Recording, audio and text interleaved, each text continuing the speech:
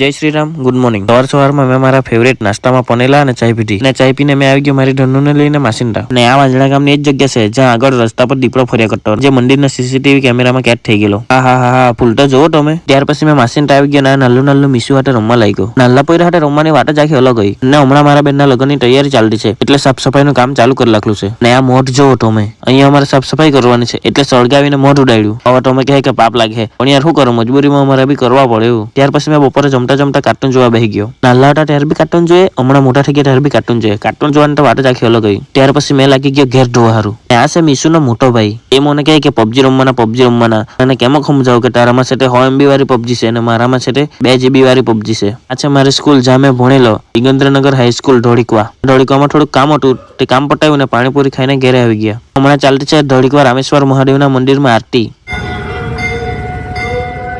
ને પછી આરતી જોઈને આવી ગયા ઘરે.